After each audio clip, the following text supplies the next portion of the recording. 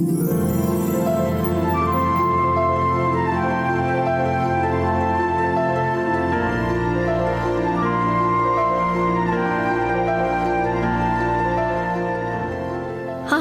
I'm Marilyn, the two-tip lady, who loves to help make your life more simple. Have you ever fought the urge to shut your eyes and go to sleep in church? Oh, I have.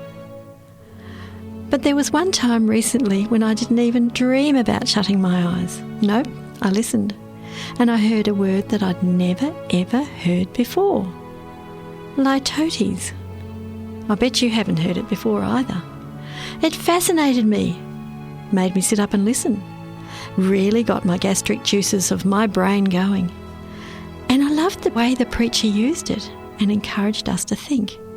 Here's what he said. Litotes means to state something positive in a negative way. What? What did he mean? It's when we affirm something by expressing it in a negative way. Oh, I think you're going to want an example. Instead of stating something directly, you state that the contrary statement is not true. Now, this is getting a bit complicated, I think, so here's an example. I won't be sorry, which really means I'll be glad. Here's another. She's not bad, which means she's great. Visitors to our home have often used a Litotes comment when coming after a meal. Because we eat plant-based and we get the feeling that they think we're just going to serve them carrots and celery sticks on a few lettuce leaves and that they'll go away hungry. But after finishing a delicious meal, they'll often say, well, that wasn't bad. Or, it certainly wasn't inedible, meaning that was pretty good. Or after listening to an inspiring sermon, we might say when we're asked about it, well, I didn't go to sleep, meaning it was interesting. Or you might say, I'm not starving, when you really mean you're getting pretty hungry. Here's a biblical example. Paul denigrates himself in order to magnify God's grace. For example, when he says, I'm the least of the apostles because I persecuted the church of God.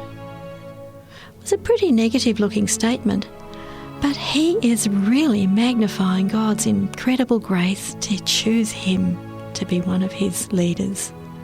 So here's my first tip for today.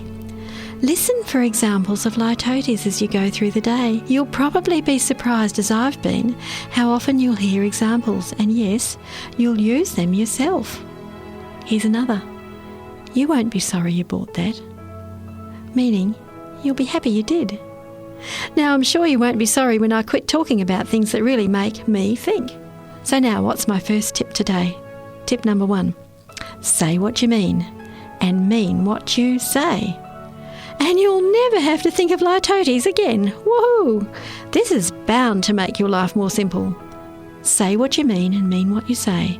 James wrote in James chapter 5 verse 12, but above all things, my brethren, swear not, neither by heaven, neither by the earth, neither by any other oath. But let your yea be yea, and your nay, nay, lest ye fall into condemnation. I like that.